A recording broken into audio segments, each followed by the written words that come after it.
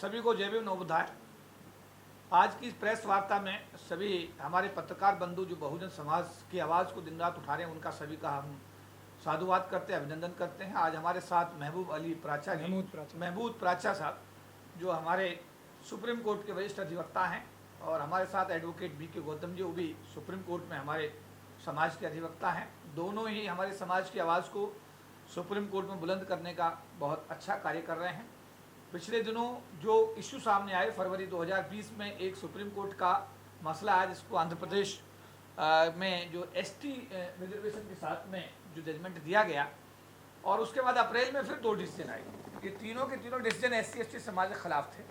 और साथ साथ अभी जो खुदाई हुई राम मंदिर के दौरान, राम मंदिर बनाने के दौरान, जो अभी लॉकडाउन के दौरान जो खुदाई हुई, उसमें जो बौद्ध अवशेष मिले, इन सब मुद्दों पर समाज में बड़ी चर्चा हुई। और all India federation of SC/ST organisations, जो कि एक एपेक्स बॉडी है, जैसा कि आप जानते हैं कि देश के सरकारी अधिकारी कर्मचारी संगठनों को जो लाखों की संख्या में एक ज़माने में हुआ करते थे, जैसा अभी हमारे प्राचा साहब बता रहे थे, एक ज़माने में संख्या 40 लाख हुआ करती थी। सरकार की गलत नीतियों के चलते हुए, सरकार की दलित विरोधी नीतियों के चलते हुए, SC/ST विरोधी नीतियों के चलते हुए आज ये संख्या 10 लाख पर आकर टिकी हुई है, और ये नीचे हर रोज घट जा रही है। सरकार के पास कोई एजेंडा ही नहीं है SC/ST के डेवलपमेंट के लिए। SC/ST के मसले को लेकर के सरकार बिल्कुल संवेदनहीन हो गई है। ये बड़े दुर्भाग्य की बात है। देश की 1/4 आबादी के बारे में अगर कोई सरकार संवेदनहीन हो जाए तो भारत राष्ट्र की विकास की अगर बात होती है तो पूरी बेईमानी है। इन सभी मुद्दों को हमने प्राचा साहब से रिक्वेस्ट किया, हमने BK गौतम साहब से रिक्वेस्ट किया। उन्होंने जो राम मंदिर में का निर्माण चल रहा है, तो उसमें हमने कहा जब हमारे बौद्ध धर्म के अवशेष वहाँ मिल रहे हैं, तो वहाँ पर हम लोग भी चाहते हैं कि वहाँ पर एक बौद्ध विहार की स्थापना की जाए, बनाया जाए, सरकार उसको बनाए। उसको लेकर पिटीशन डाला गया है। प्राचा साहब ने जो ट्राइबल आंध्रा का रिजर्वेशन था, जिसमें गवर्नर का ऑर्डर था कि उसमें 100% रिजर्वेशन, अरे वहाँ जब कुछ जाता ही नहीं।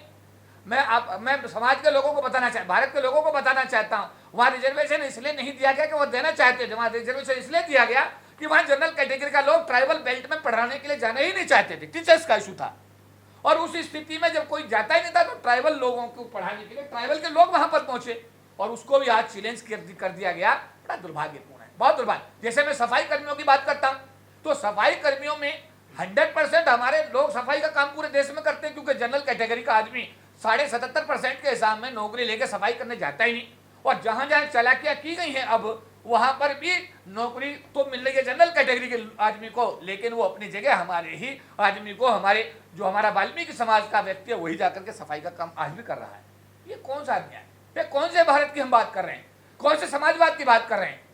सबको साथ लेकर चलने की बात कर रहे हैं, भारत राष्ट्र को एक आदर्श राष्ट्र बनाने की बात कर रहे हैं। पूरी तरीके से बेईमानी। इन्हीं सब चीजों को हमने चैलेंज किया है। मैं बताना चाहता हूं समाज के लोगों से, all India federation of SC/ST organisations ने प्राचा साहब से कहा कि आप सुप्रीम कोर्ट में इस केस को लड़ रहे हैं, आप हमसे कुछ आर्थिक सहयोग लीजिएगा। पहली बार किसी एडवोकेट से पाला पड़ा जिन्होंने कहा नो, बाबा साहब अम्बेडकर की वजह से मैं यहाँ हूँ, मैं किसी भी प्रकार का कोई आर्थिक सहयोग, मैं फ्री ऑफ कॉस्ट, जो भी ऐसे केसेस आएंगे भविष्य में सबको फ्री ऑफ कॉस्ट लड़ूंगा। तो मैं प्राचा साहब का हृदय से, समाज की तरफ से धन्यवाद व्यक्त करता हूँ। साथ साथ हमारे भाई एडवोकेट BK गौतम साहब ने जो अभी ये राम मंदिर में हमारा जो इशू आया, और इसमें जो अभी जो हमने कहा कि भाई हमारा भी वहाँ बौद्ध विहार बनना चाहिए, जिसमें हमारे बहुत सारे साथी संगठन कि मैं कहना चाहता हूँ, एक संगठन इस लड़ाई को नहीं लड़ सकता, एक व्यक्ति नहीं लड़ सकता। हम सभी संगठनों को इकट्ठा आना पड़ेगा, एक एक आदमी को आना पड़ेगा। जो भी हमारे समाज में अपने आप को बुद्धिस्ट बोलते हैं, बाबा साहब के अनुयायी अपने आप बोलते हैं, आप सबको एक मंच पर एकजुट होकर के बाबा साहब के बैनर के नीचे, बाबा साहब के संविधान के नीचे आप सबको आना पड़ेगा। और नहीं आए तो 40 लाख थे सरकार की नौकरी में, आज 10 लाख रह गए हैं।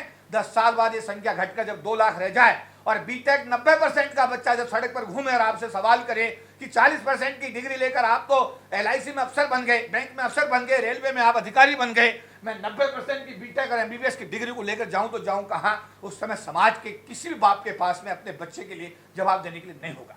इसलिए उस स्थिति को अगर आप वेव आउट करना चाहते हैं, अरे प्रेरणा लो बाबा साहब अम्बेडकर से, प्रेरणा लो मान्यवर काशीराम से, इन दोनों महापुरुषों का अपने जीवन में अगर आप अनुसरण करेंगे तो इस लड़ाई को हम जीत जाएंगे। जैसा प्राचा साहब ने बताया कि षड्यंत्र बड़ा तकड़ा है। सुप्रीम कोर्ट के सामने मंडल कमीशन का इशू जाता है 1995 में, और रिजर्वेशन प्रमोशन हमारा बंद कर देता है। बड़ी मजे की बात है, वो रिजर्वेशन उसके सामने था ही नहीं। सुप्रीम कोर्ट के सामने इशू कुछ और जाता है, वो हमारा SC/ST एट्रोसिटी एक्ट को समाप्त कर देता है। क्या ये काफी नहीं है? कल बाबा साहब का स्टैचू भावनगर में तोड़ दिया गया, उस पर काली पोत दी गई। 8 दिन पहले उनका जो घर था वहां पर जाकर हमला कर दिया गया। अरे क्यों इस शांति प्रिय समाज को? देखिए, मैं बताना चाहता हूं, ये शांति प्रिय समाज है। देश का अमन, चैन, सुख, समृद्धि, शांति इस देश के गरीब आदमी के पेशेंस पर टिकी हुई है। देश की फौज पुलिस के भरोसे नहीं टिकी हुई है। और अगर इसी तरीके से समाज को उकसाया गया तो 2 अप्रैल 2018 भारत के लोगों के लिए मेरा ख्याल है इससे बड़ा और सीखने का, और इससे आपको सीख लेने का और कोई दूसरा उदाहरण नहीं हो सकता। उससे सीख ले सकते हैं। मत उकसाओ समाज को। ये वो समाज है जो खेत में काम करता है, गन्ना बोता है, धान बोता है, कपास बोता है, तब जाकर के कृषि प्रधान देश बनता है। ये शहरों में आकर के मल्टी स्टोरी बिल्डिंग बनाता है, सड़कें बनाता है, फ्लाईओवर बनाता है, तब जाकर के इस देश का शहरी विकास होता है। और जिन बिल्डिंगों को ये बनाता है, उन बिल्डिंगों में ये जाकर के कभी एक बार अंदर घुस भी नहीं सकता। तो इस समाज के पेशेंस को टेस्ट मत करो। सुप्रीम कोर्ट के जजों को मैं कहना चाहता हूं, अरे यार, आपने 97 से मैं देख रहा हूं, 97 में 5 आपने आरक्षण विरोधी आदेश जारी कर दिए। DOPT ने भी एक के बाद एक जारी कर दिया। उनको लेकर आंदोलन हुआ। 97 में रैली हुआ, 98 में रैली हुआ, 2000 में, 99 में रैली हुआ। सुप्रीम कोर्ट में हम लोग गए, प्रोटेस्ट किया, कंटेम्प्ट ऑफ सुप्रीम कोर्ट का मुकदमा हम पे चला। 97 का मुकदमा हम पे लगा, 99 रैली का मुकदमा हम पे लगा। दुनिया भर के मुकदमे हम लोगों ने झेले। जो लोग इधर बैठे हुए हैं, इनका इतिहास एक दिन का नहीं है, दुनिया भर के संघर्ष इन लोगों के साथ जुड़े हुए हैं। तो मेरा निवेदन यह है कि मैं भारत के उन लोगों से अपील करना चाहता हूं जो देश का सौहार्द बिगाड़ना चाहते हैं, जो इस देश में बाबा साहब की स्टैचू के साथ छेड़छाड़ करके इस अम्बेडकर वादियों को सड़क पर लाना चाहते हैं। सब मत करो। ये आपके हक में जा सकता है, लेकिन भारत राष्ट्र के हक में बिल्कुल नहीं है। भारत राष्ट्र के अमन चैन को बने रहने दीजिएगा। मैं सुप्रीम कोर्ट के जजों से भी कहना चाहता हूं, अरे कुछ कम से कभी इस देश के गरीब लोगों के बारे में तो सोचिए। 97 से मुझे जहां तक याद है, एक भी डिसीजन सुप्रीम कोर्ट का SC/ST के पक्ष में मैंने आता दिखाई नहीं दिया। और अगर कोई एक आध बैंक जब हमारे बैंकों के साथियों ने लड़ा, वो मुकदमा, वो फैसला हमारे पक्ष में भी आया, उसका आज तक इम्प्लीमेंटेशन उसका हुआ नहीं। मेरा कहने का और फिर उसको सुप्रीम कोर्ट ने वापस ले लिया। तो मैं सुप्रीम कोर्ट से भी अपील करूंगा, भारत सरकार से भी अपील करूंगा, भारत में जो असामाजिक तत्व ऐसी हरकत करें उनसे भी अपील करूंगा कि देखिए, ये अमन, ये जो समाज है, ये बहुत ही शांति प्रिय समाज है। ये बाबा साहब को मानने वाला समाज है, बौद्ध धर्म को मानने वाला समाज है। ये भारत के विकास के लिए समर्पित है। ये मानते हैं कि देश हमारा है, हम आदिवासी हैं, मूल निवासी, देश हमारा है। इसलिए हम अपने देश की संपत्ति को नहीं तोड़ सकते, हम अपने देश के खिलाफ सोच भी नहीं सकते। लेकिन उसके बावजूद अगर बाबा साहब के, अगर मान लिया जुड़ी हुई यादों को आप छेड़ेंगे, बाबा साहब के स्टैचू के साथ ये काम करेंगे, हमारे रिजर्वेशन के साथ छेड़छाड़ करेंगे, मुझे लगता है ये अति होगी। और ये अति अगर कल कुछ भी ऐसा होता है, उसके लिए आप लोग जिम्मेदार होंगे। SC/ST OBC माइनॉरिटी समाज उसके लिए बिल्कुल जिम्मेदार नहीं होगा। तो मैं एक बात पुनः प्राचा साहब का आभार व्यक्त करूंगा। मैं अपने छोटे भाई, बच्चे समान मेरा एडवोकेट जो हमारे हैं BK गौतम साहब, उनका धन्यवाद करूंगा कि आपने ये आवाज सुप्रीम कोर्ट में उठाई है। और मैं एक बात और कहूंगा समाज के लोगों से, अगर कोई देखे, अब इन केसों में पैसे की कोई जरूरत नहीं है, कोई पैसा मांगता बिल्कुल मत दीजिएगा। All India federation SC/ST organisation free of cost इन सारे मुकदमों को सुप्रीम कोर्ट में लड़ेगा, हाई कोर्ट में लड़ेगा। किसी भी समाज के किसी व्यक्ति से कोई पैसा नहीं लिया। अगर इन कोर्ट केसेस के नाम पर अगर समाज का कोई भी नेता आपसे पैसा मांगता है, मेरी निवेदन है किसी को 5 पैसे मत दीजिए, क्योंकि ये भी एक बड़ा स्कैम है। इसके बारे में मैं ज्यादा नहीं कहना चाहता, लेकिन इसमें बड़ी पीड़ा होती है। मुकदमा कुछ और होता है, नेता कुछ और प्रेजेंट करता है। हम कह रहे हैं इस बात को, हम लड़ेंगे, हम फेडरेशन लड़ेगा, समाज का पूरा सहयोग है। इसलिए मैं ये कहूंगा कि अगर कोई नेता आपके पास पैसा मांगने आए तो उससे कहोगे all India federation of SC/ST organisation इस केस को फ्री ऑफ कॉस्ट लड़ रहा है, इसलिए पैसे देने की किसी को आवश्यकता नहीं। तो मैं एक बात उन्हें बहुजन मीडिया के जामा साथियों का, हमारे मीडिया के जो साथी हैं, दिन रात विषम परिस्थितियों में भी आप लोग हमारी समाज की आवाज को आपने जिंदा रखा हुआ है, आपने समाज को एक नई ताकत दी है। मैं आपका अभिनंदन करता हूं, आभार व्यक्त करता हूं। और आज प्राचा साहब आए और एडवोकेट BK गौतम साहब आए, हमारे चीफ पैटर्न माननीय जोशी साहब, हमारे चेयरमैन इंजीनियर BS भारती साहब, हमारे पूर्व चेयरमैन हमारे अशोक कुमार साहब, हमारे कोषाध्यक्ष इंजीनियर हमारे ब्रजभूषण साहब, और विशेष रूप से आज हमारे बीच पधारे हैं अनुसूचित जाति जनजाति संसदीय कल्याण समिति यानी parliamentary committee on the welfare of scheduled caste scheduled tribes के ज्वाइंट सेक्रेटरी संयुक्त सचिव भारत सरकार, आज हमारे बीच में DR शेखर साहब मौजूद हैं। हम उनका भी आज अभिनंदन करेंगे और एक बात उन्हें हम आप सबका आभार धन्यवाद करेंगे। सभी साथियों को जय भीम। हमारे माननीय जो एडवोकेट्स आज हमारे बीच में उपस्थित हैं, मैं उनका तहे दिल से शुक्रिया अदा करता हूं। और एक बात ही कहना चाहता हूँ, बाकी चीज़ें तो सब कही गई हैं, कि जो वक्त चुना गया है इन फैसलों को इम्प्लीमेंटेशन के लिए, शायद वो वक्त इस समाज के लिए, हमारे SC/ST समाज के लिए बहुत ही दुखदायी है। कोरोना काल चल रहा है, इस वक्त होना ये चाहिए था कि अगर डिसीजन देने की भी बारी आती तो सुप्रीम कोर्ट को कुछ संयम रखना चाहिए था। लेकिन जैसा कि शायद मैं तो खुल के कहना चाहता हूँ कि सुप्रीम कोर्ट जितने भी आदेश दे रहा है, चाहे वो पूर्ववर्ती सरकार थी, चाहे आज की जो सरकार है ये हो, ये सारे निर्णय सरकारों द्वारा दिए गए निर्देशों के तहत ही सुप्रीम कोर्ट अपने निर्णय दे रहा है।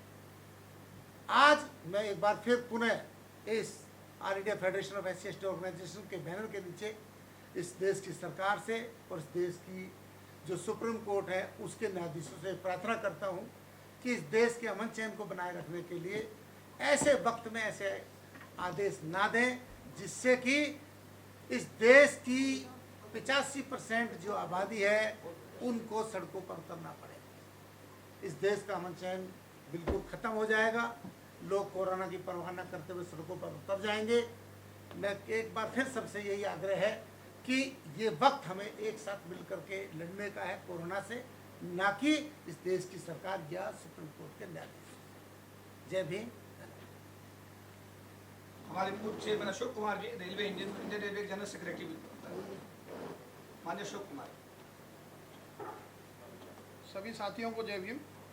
और ख़ास करके जो हमारे महबूब पारचा साहब जो सीनियर एडवोकेट सर्वोच्च न्यायालय से हैं, और गौतम जी जो हमारे सुप्रीम कोर्ट में हमारे मुद्दों को काफ़ी गंभीरता से देख रहे हैं, मैं उनका धन्यवाद करना चाहूँगा कि ये जो वर्तमान में जो माननीय सर्वोच्च न्यायालय ने जो डिसीजन दिया है, चाहे वो उत्तराखंड को लेकर के है, चाहे वो बाबरी मस्जिद को लेकर के है, चाहे वो तमिलनाडु के केस को लेकर के, आंध्र प्रदेश के केस को लेकर के है और हरियाणा के केस को लेकर के, इन सारी मुद्दों पर बड़ी गंभीरता से इन्होंने विचार किया है और प्रयास किया है all India federation of SC/ST organisation के चेयरमैन और प्रेसिडेंट ने कि इन सारे मुद्दों को संज्ञान लेते हुए हम सुप्रीम कोर्ट में अपील दायर करेंगे।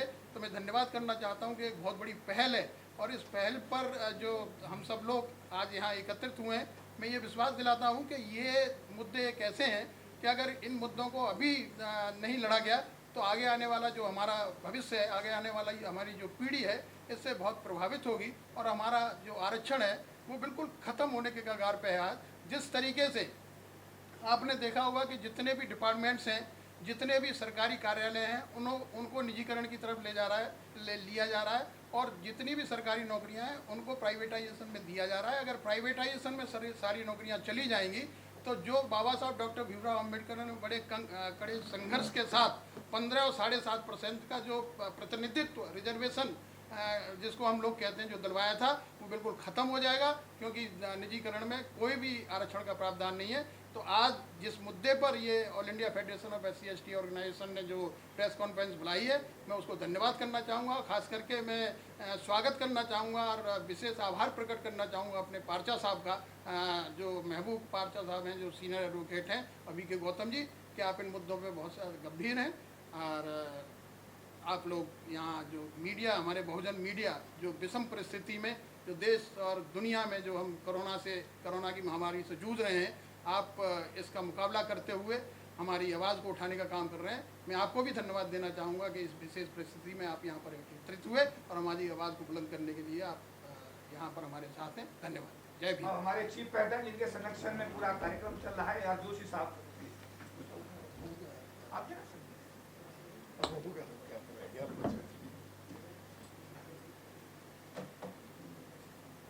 श्रद्धेय साथियों, जय भीम।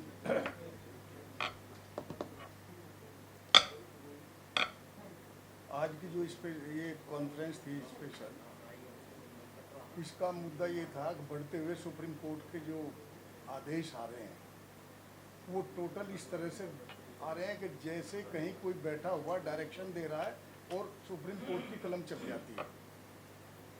तो इसमें आप एक कोरोना की आड़ में, मैं समझता हूँ कि इस कोरोना के आड़ में जितने फैसले हुए सुप्रीम कोर्ट में, वो बहुत ही विचारणीय है और वो बहुत ही निंदनीय, मैं कहूँगा एक किस्म से।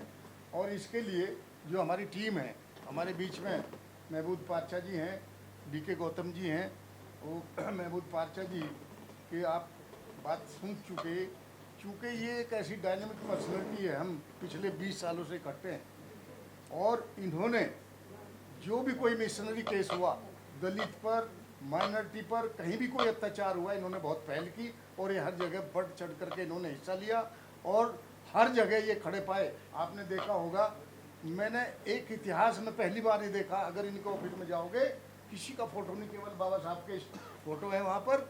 और बाबा साहब को मानने में मैं समझता हूँ हम लोगों से भी बहुत आगे हैं। तो साथियों, सबसे बड़ी बात ये है जो अभी भाई KP ने बताई कि ये व्यक्ति वो हैं कि इन्होंने ये कहा अगर दलित पे, माइनॉरिटी पे कभी भी कोई पूरे इंडिया में कोई बात आती है तो मैं एक भी पैसा सुप्रीम कोर्ट में फीस का नहीं लूँगा। ये एक बहुत बड़ी, मैं कहता हूँ बहुत बड़ी बात है। इवन अपना भी कोई एडवोकेट है वो कभी ऐसा नहीं करता। तो ये एक मैसेज है समाज के लिए, पूरी फेडरेशंस के लिए, पूरे उन ऑर्गेनाइजेशन के लिए जो सब इनके तहत पैसा वैसा इकट्ठा करते हैं, उससे अपने को बचा कर रखें। और महासंघ जो SC ST का महासंघ है ऑर्गेनाइजेशन, वो ये केस फ्री में लड़ेगा या अपने आप वो उसका खर्चा करेगा, जो भी होगा, किसी से कोई पैसा नहीं लिया जाएगा। तो मैं आपका सभी का बहुत धन्यवाद करता हूँ। चूँकि समय बहुत ज़्यादा हो गया, स्पेशली जो असली मीडिया मेरे सामने बैठा है, ये असली मीडिया है। जो असली मीडिया है, सोशल मीडिया, जो असली बात लोगों तक पहुंचाने का काम कर रहा है। आज मीडिया की हालत आप लोग सब देख रहे हैं कि मीडिया क्या बोलता है, क्या करता है, किस तरह से चलता है। साथियों, आज रिजर्वेशन के माध्यम से जो सारा सिस्टम चरमरा गया, उसको आपको देखना पड़ेगा। मैं आप सभी का बहुत बहुत धन्यवाद करता हूं। और पारचा साहब, हमारे भाई KP चौधरी जी, हमारे चेयरमैन भाई भारती जी, भाई अशोक कुमार जी, ये सब लोग इसमें लगे हुए हैं। हम सब साथ इकट्ठा करके जहाँ तक होगा आने वाली पीढ़ी के लिए हम इसको सही करके रखेंगे। जय भीम, जय भारत।